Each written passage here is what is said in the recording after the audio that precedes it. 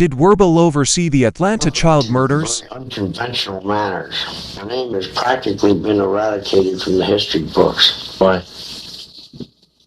I met General Werbell when I was in charge of a secret testing area for the United States Army. A short time after I arrived with the Vietnamese Airborne, General Werbell arrived. And we bumped into each other when he came out to the Vietnamese Airborne. We were the only combat unit, the American unit, in and around Saigon, and we had our camouflage fatigues and red berets. And essentially, to gain assignment to the Vietnamese Airborne was a real plum in your career. However, I must say that during this time, Mitch was a major general. He was given the rank of a major general in the United States Army.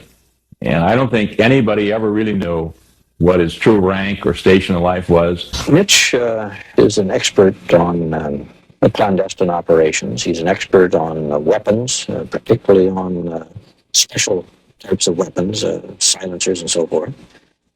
He has the respect of the Special Forces people that have worked with him in these operations. He has an ability to bring all of this together when it is needed. General Werbell was well known to all people as having been a very successful OSS agent in World War II.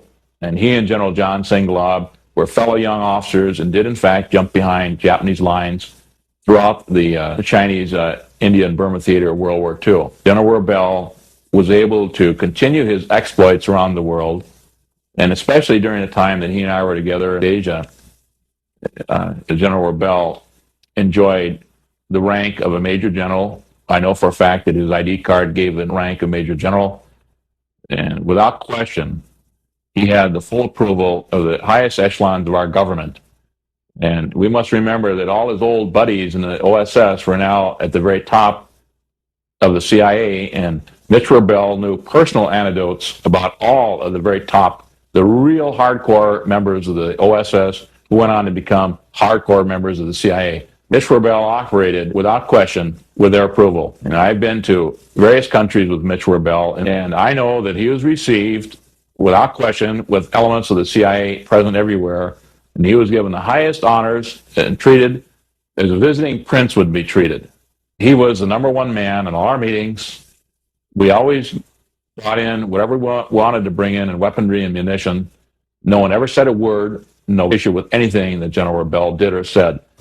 I would say that in every place where Mitch has operated, it's either been as a contract employee or with the knowledge of the local CIA, even if they couldn't officially support it. He was operating, assisting the CIA in our attempts to put down the communist insurrection in Southeast Asia.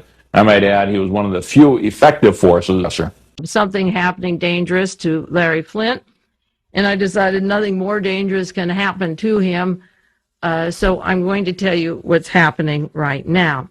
But here he's publishing this, and he's writing, Kissinger is in complete control. He has gone mad and must be stopped. Bush and Kissinger plan to assassinate Reagan. CIA killed Jessica Savage and Bishop in Grenada.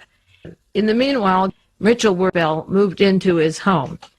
And into his house walks Mr. CIA, probably with more noxy than George Bush ever had. He does all the dirty work for Bush. This man knows every intelligence operation going on in the world today. He is Mr. World.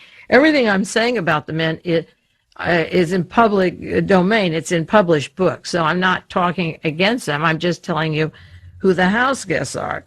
He trains down in Georgia, the paramilitary group, and in Texas, and works with, as I say, with the silencer agency head. Now, there was an obituary in the newspaper, the San Jose Mercury. I take a lot of papers, and this goes to the Larry Flynt story. David Emery called me, said, look at your San Jose Mercury. Mitchell Werbell III, soldier of fortune, died. If any of you have my broadcast of the last 3 or 4 weeks, particularly broadcast 624, where I said, how would you like to have these people for dinner? I talked about house guests that moved in on Larry Flynt, Gordon Novell, and Mitchell Werbell, and gave you a little biography of those men. Now, Mitchell Werbell, the news story came out of Powder Springs, Georgia. Sure, he was old. Sure, he drank a lot. They described him as a soldier of fortune, a former international arms dealer, one-time operator of a counter-terrorist training school. Well, his son still operates it. It's still going. He's like Sven Kramer. The apple falls right next to that tree.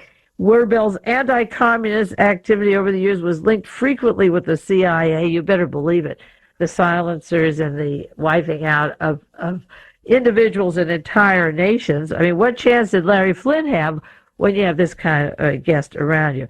He served as an agent from the U.S. Office of Strategic Services, OSS, and of course he worked with the entire Galen Nazi operation. The World War II forerunner of the CIA. He was in the OSS, he was in the CIA. Most recently, Werbell was a security advisor for Hustler's magazine publisher, Larry Flynn. Larry Flynn ended up in a federal hospital, called crazy. He's not crazy. He's been given some drugs that have altered his personality. He wasn't doing these things before Werbell moved in the house, but